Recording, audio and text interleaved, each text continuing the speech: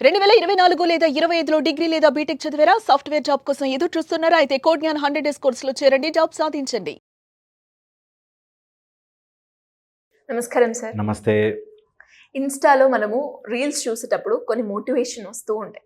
And కొన్ని వాటికి మనమే కనెక్ట్ అవుతాం. అవును. లైక్ ఈ మధ్య కాలంలో మనం చూస్తే I am not the main character of others life అని మనం వింటూ ఉన్నాం. అవును. అండ్ అలాగే ఇంకొకటి మనమే చేంజ్ అవ్వాలి కానీ వేరే వాళ్ళలో మనం మార్పులు తీసుకురావాలి అన్న ప్రయత్నం చేయొద్దు అని. ఇలా కొన్ని కొన్ని చూసినప్పుడు అరే అవును కదా, నిజమే కదా, రియాలిటీయే కదా అని అనుకుంటాం. సో దాన్ని ఒక 2 రోజులు పాటిస్తామేమో సార్, కానీ అది కన్సిస్టెన్సీగా మనం మెయింటైన్ చేయలేకపోతాం. ఎందుకంటారు? అది కన్సిస్టెన్సీగా మనం మెయింటైన్ చేయాలి, మనం ఏదైతే పాయింట్ మనకు కనెక్ట్ అయ్యిందో దాని మీద స్టేబుల్గా ఉండాలి అంటే ఎలా సార్? ఇందులో ఫస్ట్ వచ్చేసి ఎక్స్ట్రిన్సిక్ మోటివేషన్, ఇంట్రిన్సిక్ మోటివేషన్ రెండు ఉంటాయి. ఎక్స్ట్రిన్సిక్ బయట నుంచి వచ్చేది, ఓకే, కొంచెం సేపే ఉంటుంది. ఇంట్రిన్సిక్ లోపల నుంచి వచ్చే మోటివేషన్ ఫర్ ఎవర్ ఉంటుంది. లోపల నుంచి వచ్చే motivation, intrinsic motivation result based ఉంటుంది. నువ్వు ఒక పని చేసావు, దాని యొక్క రిజల్ట్ వచ్చిందంటే మనం మోటివేట్ అయిపోతాం. ఇప్పుడు నేను ఒక చోట 10 రూపాయలు పెట్టాను, అక్కడ 50 రూపాయలు వచ్చింది అనుకో, హ్యాపీ, ఇంకా పెడతాం. వాడు ఇంక ఎంత చెప్పినా నేను పెడతా, నాకు వస్తున్నాయని తెలుస్తుంది. అట్లాగా మనం ఎక్కడైతే మన మోటివేషన్ లోపల నుంచి తెచ్చుకుంటామో అది ఎక్కువ రోజులు ఉంటుంది. బయట నుంచి వచ్చే మోటివేషన్ తక్కువ రోజులు ఉంటుంది. First point. సెకండ్ వచ్చేసి ఎవరైనా మోటివేషన్ చేస్తున్నప్పుడు అది వాళ్ళ పర్స్పెక్టివ్. ఇప్పుడు నేను ఒక విషయం చెప్పాను అనుకోండి, ఇది నా యాంగిల్లో నాకు కరెక్ట్ ఉంటుంది, కానీ అవతల వాళ్ళ సీన్లో ఆ స్టాండర్డ్ కండిషన్స్ మారిపోతాయి. సో ఇప్పుడు నేను నా బైక్ కొనుక్కున్నప్పుడు 60 కిలోమీటర్స్ మైలేజ్ అంటాడు, నిజంగా నడిపేవాడికి 48 50 వస్తుంది. ఇదేంటి కంపెనీ నాకు అంత రీసెర్చ్ చేసి సైన్స్ అంత డెవలప్ అయ్యి 60 అని చెప్తే 48 రావడం ఏంటి అని అనిపించవచ్చు. కానీ కొన్ని స్టాండర్డ్ కండిషన్స్, మనం ఎప్పుడు క్లచ్ ఒత్తుతాము, ఎప్పుడు బ్రేక్ వేస్తాము, ఎన్నిసార్లు చేస్తాము, పారామీటర్స్ మారుతాయి. అలాగా మన జీవితంలో ఒక మోటివేషన్ చూసినప్పుడు కొన్ని పారామీటర్స్ మారగానే మోటివేషన్ కన్ఫ్యూజ్ అవుతుంది. సో మనం ఏమనుకుంటాము, మనిషి లయన్ లాగా ఉండాలిరా అని మోటివేషన్ వచ్చిందనుకో, సింహం లాగా ఉండాలి, ఎప్పుడు మనం ఇలా ఉండాలి. కొన్ని మన మైండ్లో పడ్డప్పుడు సింహం లాగా నేను చేయలేకపోవచ్చే, ఇక్కడ నాకు మా ఫాదర్తో ఇలా నా బిహేవియర్ డిస్టర్బెన్స్ వస్తుంది, లేకపోతే నా మైండ్లో ఇది సెట్ అవ్వట్లేదు అని వచ్చి ఆగిపోతుంది. ఒకరోజు డైలాగ్కి బాగుంటుందిరా, రియల్ లైఫ్లో బాగుండదు అని అనిపిస్తుంది. అలాగే ఎవరైనా మనము మార్చలేము, మనని మనం మార్చుకోవాలి అని వచ్చిందనుకో, మనం ఎంత మారుతాం, మనని మనం ఎంత మార్చుకుంటాము. నేను ఎంత మారినా అవతల వాడు అలాగే ఉన్నాడంటే మనం మారలేము. ఇంకా ఒకసారి మారతా, 2 సార్లు మారతా అంటే పొద్దున వాడు మారకపోతే నేను ఎంత చేసి ఏం లాభం? నాకు స్వతహాగా మారాలని ఉంటే దట్స్ ఇంట్రిన్సిక్ మోటివేషన్. నేను వాళ్ళ కోసం మారాలని కాకుండా నా కోసం నేను మారాలనుకుంటే ఎక్కువ రోజులు ఉంటుంది. మీరు అన్నారు సార్, అది లోపల నుంచి రావాలి, బయట మనం చూసింది అది కొన్ని రోజులే ఉంటుందని. అది ఎప్పుడు వస్తుంది సార్? లోపల నుంచి రావడానికి ఏం చేయొచ్చు? లోపల నుంచి రావడానికి మనము కొన్ని స్టెప్స్ అర్థం చేసుకున్నాం. అందులో ఫస్ట్ అండ్ ఫార్మోస్ట్ మన ఏదైనా మోటివేట్ అవ్వడానికి కావాల్సిన రీజన్ థాట్, ఆలోచన. ఆ ఆలోచనకు కావాల్సినది ఫీలింగ్. ప్రతి ఆలోచన అలా అక్యుములేట్ అయ్యి ఫీలింగ్గా మారుతుంది. ఓకే, ఆ ఫీలింగ్కి ఎనర్జీ యాడ్ చేసినప్పుడు ఎమోషన్ అవుతుంది. Okay, feeling, thought, feeling, emotion. ఈ ఎమోషన్స్ అన్నీ మనకి లోపల స్టోర్ అయి ఉన్నది. మన బేసిక్ లింబిక్ సిస్టమ్ అని అమిగ్డలా దగ్గర ఎమోషన్స్ అన్నీ స్టోర్ అయి ఉంటాయి, మెమరీలో స్టోర్ అయి ఉంటాయి. ఈ స్టోర్ అవ్వడానికి కావాల్సిన డేటా, అంటే ఈ థాట్కి యాడ్ అవ్వాల్సిన డేటా ఎక్కడి నుంచి వస్తుంది, దాన్ని మారిస్తే మన ఆటోమేటిక్గా మన లైఫ్లో మోటివేషన్ అంతా మారుతుంది. ఓకే, అంటే ఒక ఆలోచన వచ్చి ఆ ఆలోచన ఫీలింగ్గా మారి ఎమోషన్గా సెటిల్ అవుతూ ఉంటుంది. ఇవి సెటిల్ అవ్వడానికి ఈ థాట్ ఏ రకంగా వస్తోంది అనేది ఇంపార్టెంట్. ఈ థాట్కి ఇస్తున్న డేటా ఇంపార్టెంట్. డేటా ఎలా తీసుకుంటుంది?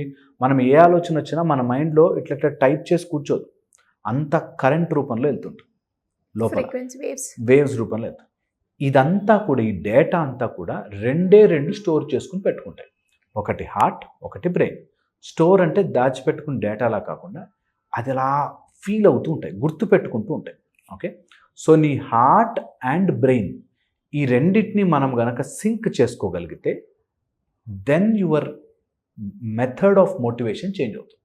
ఈ మెథడ్ ఆఫ్ మోటివేషన్ చేంజ్ అవ్వాలి అంటే నువ్వు దేన్ని చూసి ఎక్సైట్ అవుతున్నావు, దేన్ని చూసి గొప్పగా ఫీల్ అవుతున్నావు, ఆర్ ఏది నీకు చెయ్యాలనుకుంటున్నావు, నీ హార్ట్ పరిగెట్టింది.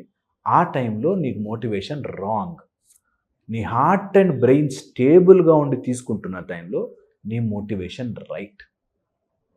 ఓకే, ఇది ఫస్ట్ ఇంట్రిన్సిక్గా లోపల నుంచి అనిపించాల్సింది. ఒక 10th క్లాస్ వరకు పుష్ చేసిన అబ్బాయి ఇంకొకసారి వాడు డిగ్రీగా రాగానే వాడే చదువుకుంటాడు, పాస్ అవ్వాలి, నా కెరీర్ ఉంది అంటే. ఎందుకు? లోపల నుంచి నీ డేటా నేను లైఫ్లో సెటిల్ అవ్వాలంటే చదువుకోవాలని తెలిసిపోయింది. So you are no more excited, నాకు అది కావాలి ఇది కావాలి లేదు. నువ్వు you are settled with that, then ఆటోమేటిక్గా పుష్ అవుతుంది, ఆటోమేటిక్గా ఇంట్రిన్సిక్ మోటివేషన్ వస్తుంది. ఇది ఒక ఆస్పెక్ట్. రెండో ఆస్పెక్ట్, కొన్ని గ్రహ ప్రభావం వల్ల మన మైండ్ని కొన్ని ప్లానెటరీ పొజిషన్స్ యాక్టివేట్ చేస్తుంటాయి. ఆ గ్రహ ప్రభావం వల్ల అలా ఆలోచిస్తాం. నువ్వు అబ్జర్వ్ చేసి చూడు, ఒక ఫేజ్ దాటంగానే నేను ఎందుకంత పిచ్చిగా ఆలోచించేవాడిని, అసలు నాకు సెన్స్ లేకుండా ఎలా బిహేవ్ చేశాను, ఆ రోజుల్లో ఎలా ఉండేవాడిని అసలు నేను అని మనకే అనిపిస్తుంది. ఎందుకంటే కొంత గ్రహాలు చేంజ్ అవుతే నిజంగా లైఫ్లో క్లారిటీ వస్తుంది. కొన్ని చూసుకుంటే ఆశ్చర్యం వేస్తుంది, నిజంగా అప్పుడు ఎట్లా ఎంత పిచ్చోళ్ళలాగా బిహేవ్ చేసేవాడిని, అప్పుడు అంత అవేర్నెస్ లేకుండా ఎలా ఉండేవాడిని అనిపిస్తుంది. ఓకే, అది రియల్. సో ఎవరైనా టైం దొరికితే చెక్ చేయించుకోవడం. దాని తర్వాత ఇల్లు, మన ఇంట్లో కొన్ని ఫోర్సెస్ వల్ల మనం ప్రాపర్గా ఆలోచించలేం, మోటివేషన్ రాదు, వచ్చినా ఎక్కువ రోజులు ఉండదు.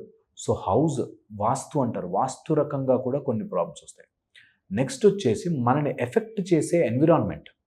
ఎప్పుడైతే ఎన్విరాన్మెంట్ కరెక్ట్గా లేదో మన మోటివేషన్ ఎక్కువ రోజులు ఉండదు. అందుకే మేము మోటివేట్ చేయాలంటే ఎన్విరాన్మెంట్ని కరెక్ట్ చేయాలి. ఇప్పుడు నేను ఒక విత్తనం నాటి కమాన్ ఎదగగలవు, నువ్వు ఎంత పెద్ద చెట్టు అవ్వగలవు అనే కంటే నీళ్లు సరిగ్గా పోయాలి, ఆ మట్టి బాగుండాలి, అవి చూసుకుంటే చాలా ఆటోమేటిక్గా పెరుగుతుంది. It needs no motivation. So అందుకని మోటివేషన్ కంటే కూడా మనం ఇంట్రిన్సిక్గా మోటివేట్ అవ్వాలంటే start disciplining yourself. Discipline కనుక మన లైఫ్లోకి తెచ్చుకుంటే ఆటోమేటిక్గా మోటివేషన్ పని లేకుండా ఎదుగుతాం. ఓకే, ఇది చాలా చాలా ఇంపార్టెంట్. దీంతో పాటు ఒకవేళ in case you want further magnify it, నాకు తెలిసి మోటివేషన్ రావడానికి మూలాధారములో 3rd పెటల్ షండాదేవి అని, తను మేనిఫెస్టేషన్కి, మోటివేషన్, మన లోపల స్ట్రెంగ్త్కి కారణమవుతుంది. సో ఎప్పుడైనా మన జీవితంలో షండాదేవిని యాక్టివేట్ చేసుకుంటాం, వరదాశ్రయ షండా అంటారు, షండాదేవిని యాక్టివేట్ చేసుకుంటే మూలాధారం యొక్క 3వ పెటల్, అది కూడా ఆరెంజిష్ రెడ్ కలర్లో ఉండి ఒక బ్యూటిఫుల్ కిరణము ద్వారా యాక్టివేట్ చేసుకోవచ్చు. అలా యాక్టివేట్ చేసుకుంటే ఎవరి మోటివేషన్తో పని లేకుండా ఆటోమేటిక్గా మనం రిగరస్గా మోటివేట్ అయి ఉంటాం. సో మూలాధారం వీక్ ఉన్నవాడు నువ్వు ఎంత పుష్ చేయి మోటివేట్ అవ్వడు, ఎంత మోటివేట్ చేద్దామనుకో నువ్వు ఎంత చెప్పు, ఎన్ని స్పీచ్లు ఇవ్వు, ఎన్ని చెప్పు, మోటివేట్ అవ్వడు. సో అందుకని మూలాధారం యాక్టివ్గా స్ట్రాంగ్ చేసుకుంటే ఆటోమేటిక్గా మోటివేట్ అవుతుంది. సో ఇవి ఆల్ ఇంట్రిన్సిక్ మోటివేషన్కి హెల్ప్ అవుతుంది. ఎక్స్ట్రిన్సిక్ మోటివేషన్ కొన్ని రోజులు ఉంటుంది, ఆ స్టోరీ గుర్తున్నంత వరకు ఉంటుంది, తర్వాత మళ్ళీ గోవాలి. అందుకని స్టోరీలోకి వెళ్లకుండా రియల్ లైఫ్లో ఇంట్రిన్సిక్ మోటివేట్ తెచ్చుకోవడానికి ట్రై చేయండి. డెఫినెట్గా sir, thank you so much. Suman టీవీలో మీ పర్సనల్ అండ్ బిజినెస్ ప్రమోషన్స్ కోసం కింది నెంబర్కి కాంటాక్ట్ చేయండి.